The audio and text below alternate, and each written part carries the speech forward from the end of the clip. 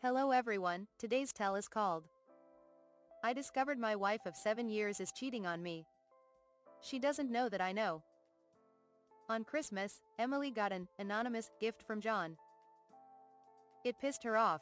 On New Year's she left, promising to come back in time for the countdown and kiss, but didn't and was very late and ugly, cried way too much about it.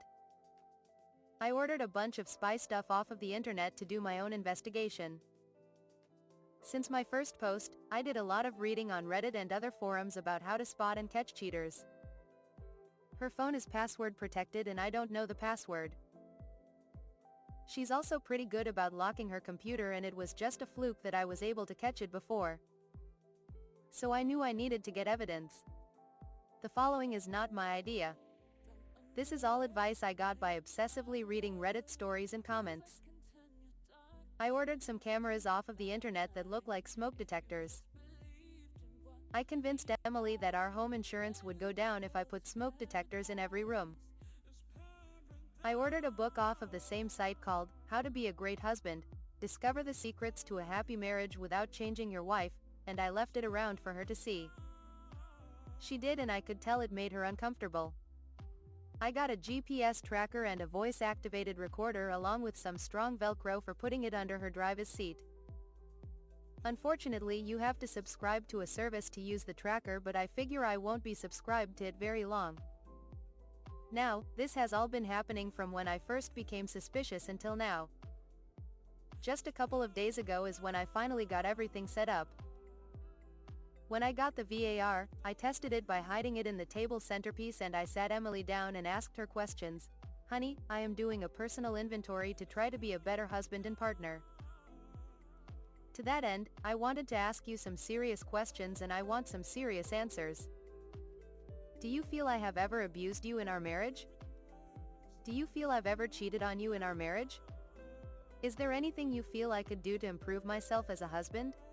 Again, I ripped this off of a comment I read on a cheating story on Reddit. I didn't come up with this. To the first question, she said no, of course not. To the second, she seemed reluctant but answered no. To the third one, she said she wished we made love more. We've fallen off quite a lot since I got suspicious for obvious reasons, but I tried to initiate a couple of times just to keep her complacent. My heart's not in it when we do it, and I think she can tell. I asked these questions so that she couldn't make up stuff about me abusing her or cheating on her later on. I don't think she would make up lies about me, but I didn't think she'd cheat on me either, so I don't know the woman anymore. The VAR got it all. I transferred the recording to the cloud. I put electrical tape over the display of the VAR so there wouldn't be a glow under her seat at night. And I plugged some cheap wired earbuds into the jack on the VAR and then snipped it off at the plug so that the VAR wouldn't make any noise. Again, I got all of this info off of reading subreddits and forums. I didn't come up with this. On Christmas, we spent even day with her family. It was their turn. Her sister was there with her husband and kid as well as her parents. We were at her parents' house. It was just an hour away. My parents live a couple of states over. Christmas Eve day, she got a gift bag delivered to her. I didn't see who dropped it off.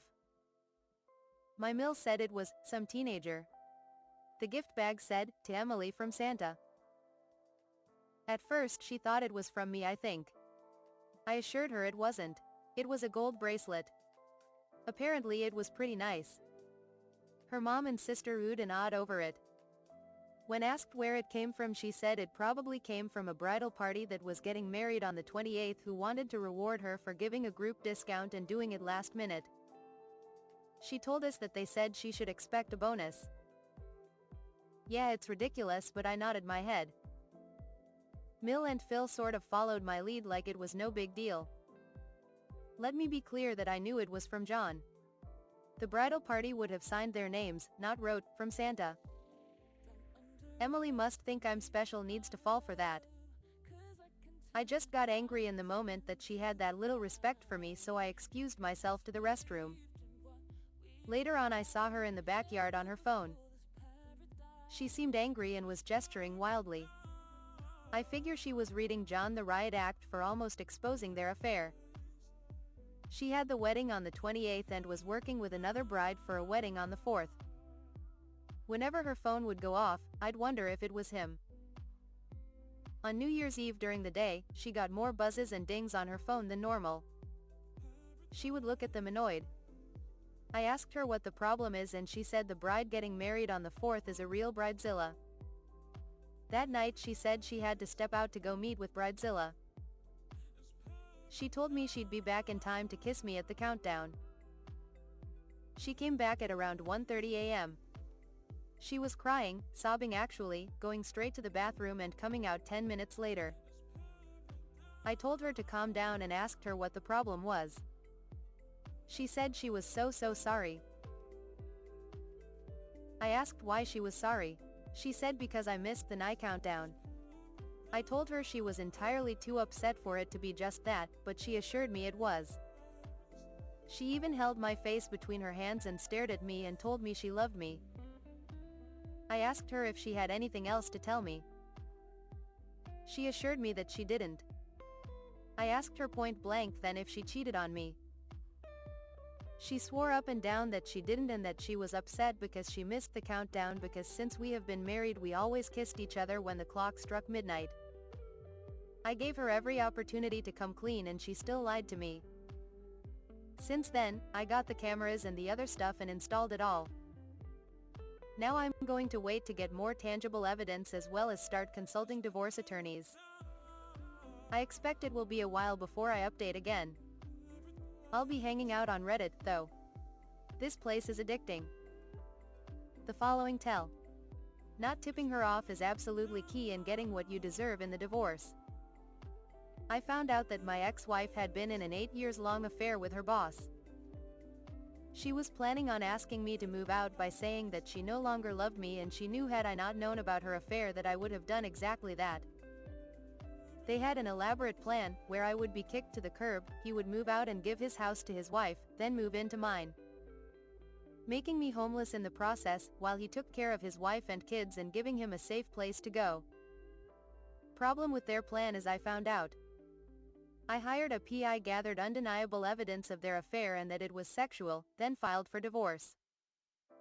I had her served at work while simultaneously having her boss served with a lawsuit for alienation of affection, legal in my state, got them both terminated and ended his marriage as well. I convinced my at the time soon-to-be ex that if she testified against her AP in the lawsuit, answering all questions truthfully, that we would have a chance at reconciliation. That was of course a white lie, but that's how I found out the duration of their affair, and just how much sex they were having. The extent of her affair, that she admitted to, left me completely broken. I was getting it 10 to 15 times per year max while she was giving it to him 20 plus times per month.